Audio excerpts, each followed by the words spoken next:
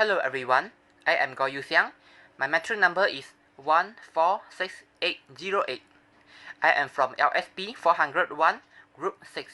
Now, I would like to talk about should offensive language removed from work of classic literature.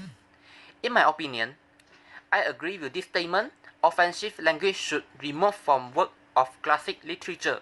Here are some reasons why I totally agree with this statement. Firstly, it will affect the image of our society, especially for teenagers, those who read the work of classic literature with the variety of offensive works. Teenagers are easily be influenced by peer pressure and by what they once have seen and read. With the offensive language they read in the classic literature, they will emulate and use this kind of language in their daily life. It is a bad impression on the society of this behavior. How so? They may ask. Society will lose respect for the teenagers as it is a sign of bad attitude, a lack of character, immaturity, ignorance, and a bad example with using this kind of offensive word. Also, it makes other people feel unpleasant to be with, and at the same time, it endangers their relationship with friends.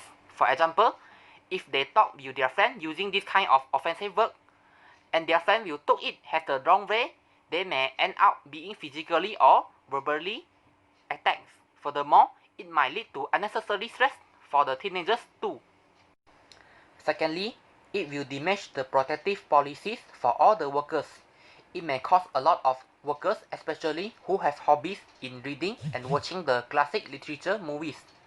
It will totally diminish others workers' protective policy where an employee is exposed to offensive language in the workplace.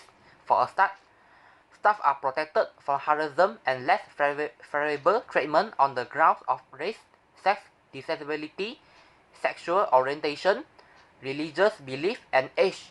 The problem for employers addressing this issue does not appear to lie in the extreme.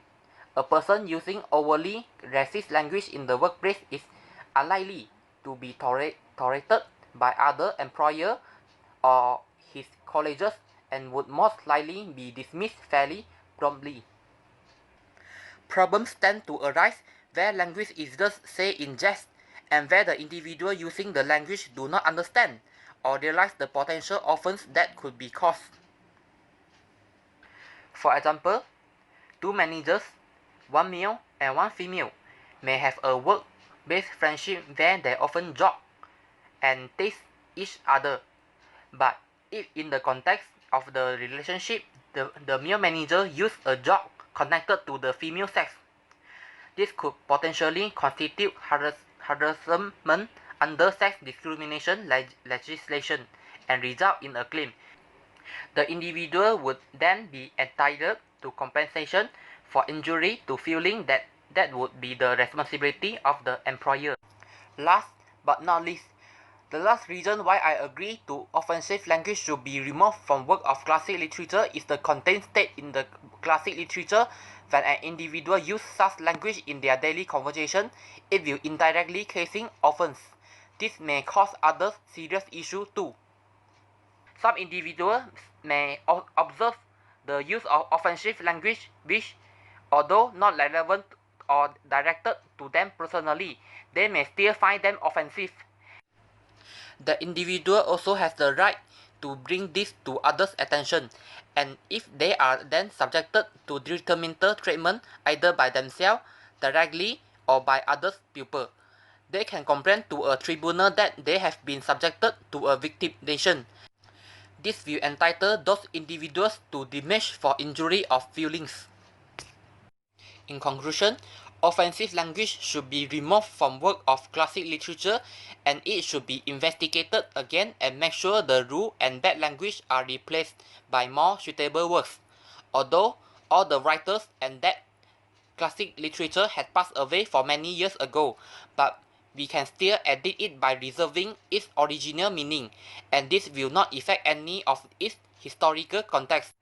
However, the foul words are now used as an integral part of speech and is commonly used in the daily basis. but it can be avoided and minimized effectively by removing that kind of offensive language. Finally, I hope that through this oral presentation video, all the audience will be persuaded to be more alert and make conversation properly in our daily life. If all of us can do this, our society will become more peacefully and we will be able to live more harmoniously and without unnecessary arguments. With that, I end my individual oral presentation. Friends, please be reminded to obey the rules set by our governments. Stay at home in this time of pandemic COVID-19. Stay safe and take care wherever you are. I wish everyone well and good luck from my bottom of my heart. Thank you.